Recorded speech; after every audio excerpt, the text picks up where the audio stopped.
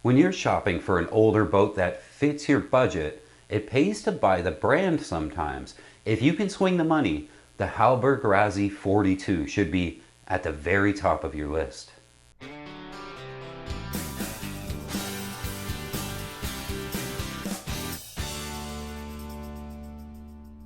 European boats exported to the United States are generally of above average quality simply because the associated costs of marketing and shipping are much more easily absorbed into a higher cost product.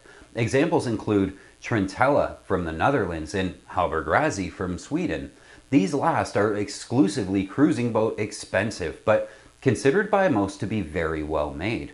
Hallberg Rassy is the result of 2 yards and 2 men who were never actually partners. Harry Hallberg, born in 1914, opened his first yard in Kungsviken, Sweden in the 1940s. Largely self-taught, his first boats were built out of wood. His first series-built design was a folk boat.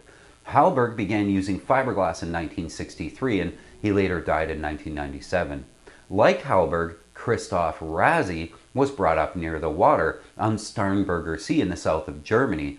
Also like the man whose name he would eventually be joined with, he began building boats as a youth. In 1962, he sought work building boats in Sweden and moved there with only one significant possession, his bicycle. When he wasn't working, he built a variety of boats for himself, some of which he successfully raced and later sold. When Hallberg outgrew his yard in Kungsviken and moved to a larger facility in Els, Rassy bought the old yard. The two men were competitors from 1965 to around 1972. Rassy's first production boat was the Rasmus 35. We know and love the Rasmus 35.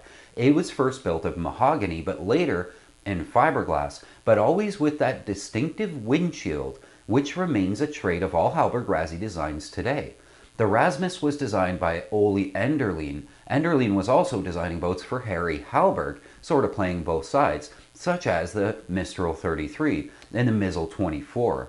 Hallberg's most successful boat was the P-28, which he designed himself. In 1972, Hallberg decided to retire, and Rassy swooped in and bought the business. And because Hallberg's brand name was a little bit better known out of the two names, he renamed the business to Hallberg Rassy.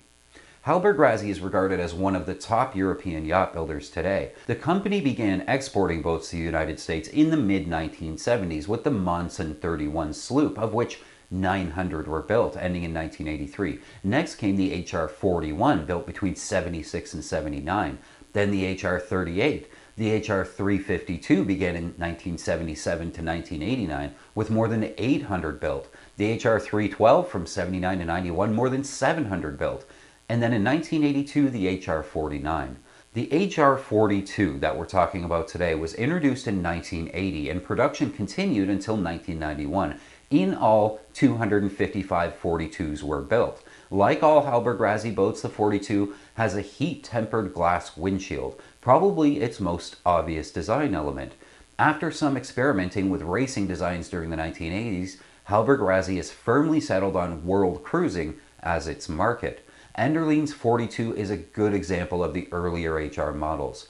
Underwater, the 42 has a long cruising fin keel. That is, if it weren't for the large cutaway forefoot and the carved out area for the prop, it would be a full keel. Instead, the fairly deep fin extends midway between stanchion 3 and 4 all the way to stanchion 8.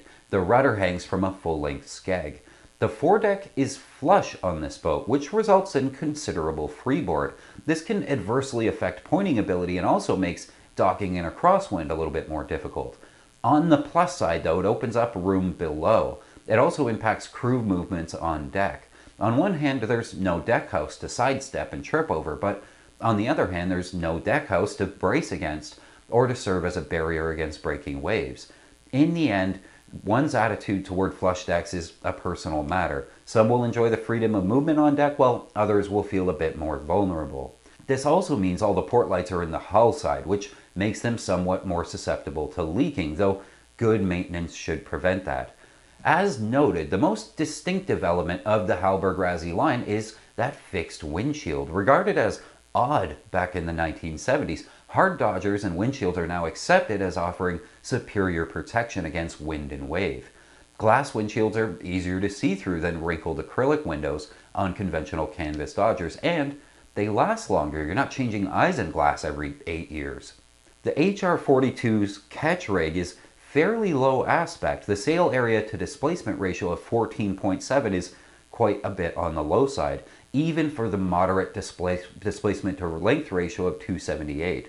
With a waterline of 34'5", the theoretical hull speed of this boat is just under 8 knots.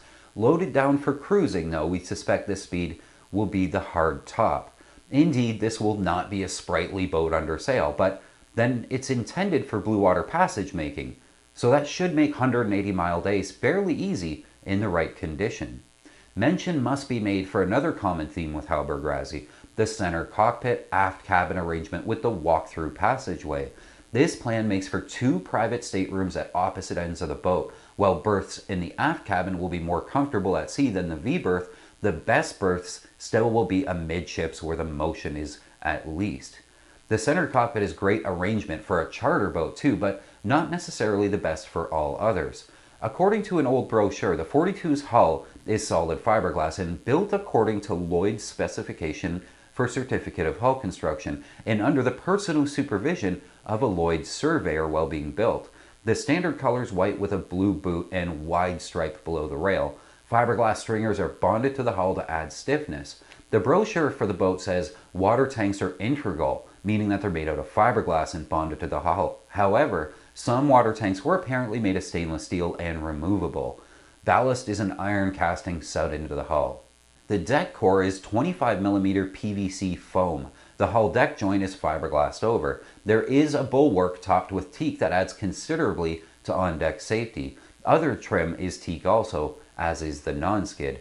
Teak decks were very popular during the early years of fiberglass boat construction, but have steadily lost favor due to maintenance and the astronomical cost of replacement.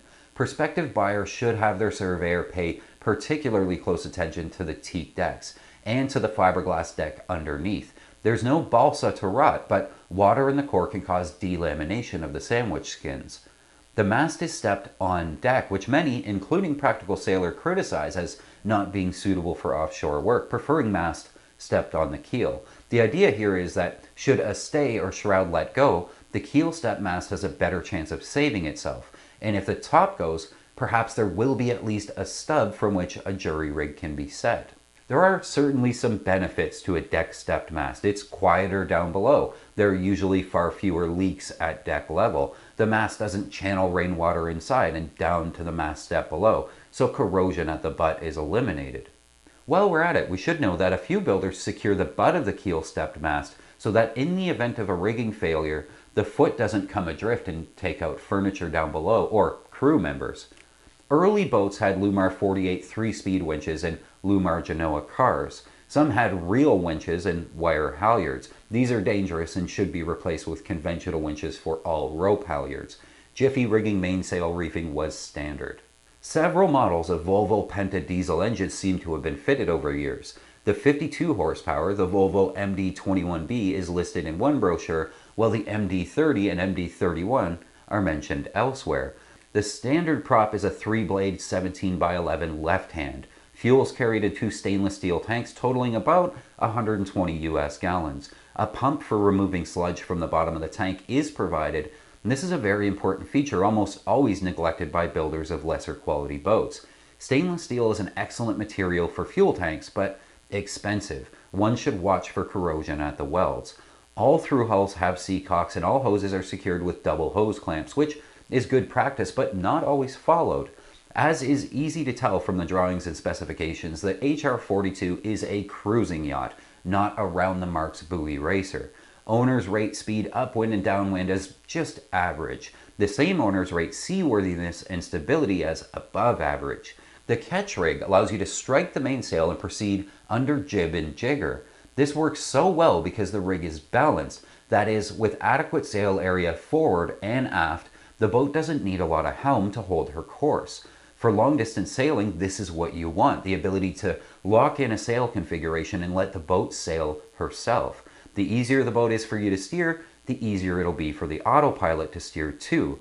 Offshore, the autopilot's your best friend, so don't risk overworking it.